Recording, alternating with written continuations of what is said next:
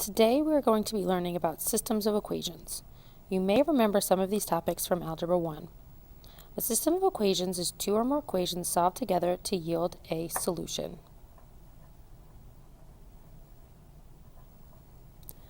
A solution is an ordered pair written as x, y that answers a system of equations. There are three different types of systems. A consistent system with dependent answer has infinitely many solutions. Consistent systems with independent has only one solution. Inconsistent systems has no solutions. There are three different types of solving methods that we're going to be using to solve systems of equations. The first method is graphing. Below are one system of equations with two equations.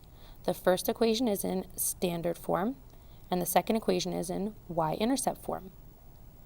To graph the first equation, we need to graph from standard form. To do that, you're going to be making a little mini table where you plug in 0 for x and you get an answer for y. So if I put 0 in for x,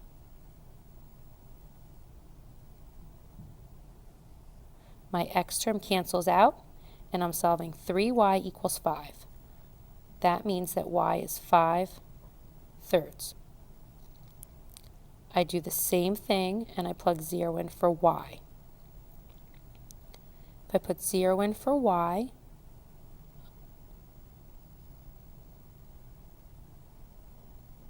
three times 0 cancels.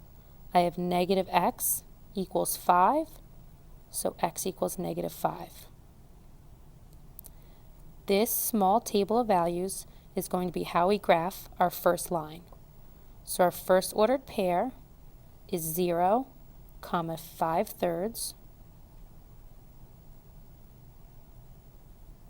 And our second ordered pair is negative 5, 0. You may want to use a ruler when you connect your points. I'm just being a little bit lazy right now.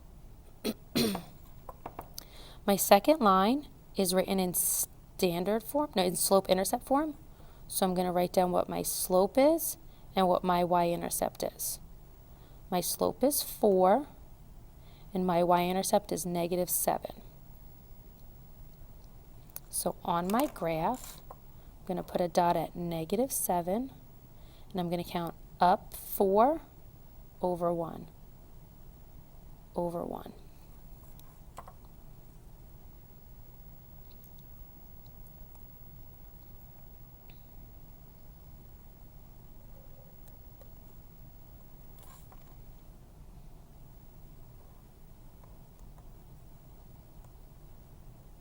Where these lines intersect is the solution that I'm looking for. Now my lines intersect at kind of a weird spot because I didn't use a ruler and I probably should have. So we're going to use our two other methods to solve and see what our intersection point should have been. Our second method of solving, which is down below, is substitution.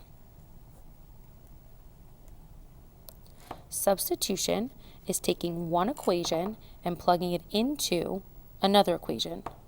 In this example, the bottom equation is already solved for y. So I'm going to take this entire equation and plug it in where y is. My new equation becomes negative x plus 3. Take out y, put in my equation, and I'm going to solve this for x. So I distribute, I get 12x minus 21 equals 5. Combine like terms, 11x minus 21 equals 5. I'm going to add 21 to both sides. 11x equals 26. Well, that's why it's not a whole number. So x equals 26 over 11.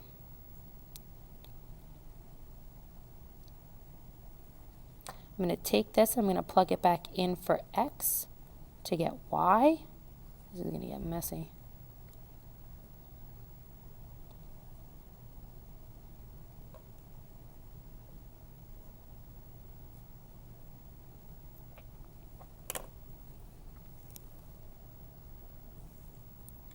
So that's y equals 104 over 11 minus 7.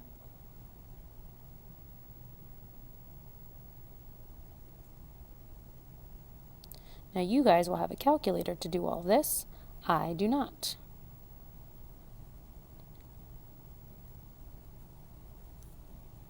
So I think that's right. Could be wrong. See what we get when we do the third method. The third method of solving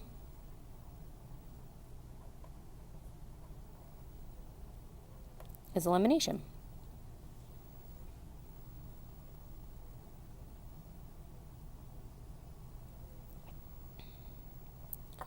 Elimination means that you're going to have to get both of your equations in standard form and then get one of your variables to cancel. So I'm going to change this equation to standard form by subtracting 4x to the other side. So negative 4x plus y equals negative 7, and my top equation stays the same. Now I'm going to multiply the bottom equation by 3, negative 3, and that will give me two y values that will cancel. So I get 12x minus 3y equals 21, and my top equation, negative x plus 3y equals 5. I'm going to add these together. This gives me 11x, 3y and negative 3y cancels, and 5 and 21 is 26. So x equals 26 over 11, which is what I got when I solved by substitution. Again, I'll take this x value and plug it into my equation to get y.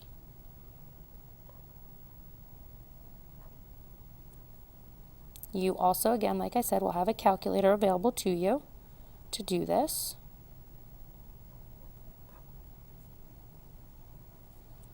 So I'm doing this off the top of my head, which could be kind of dangerous.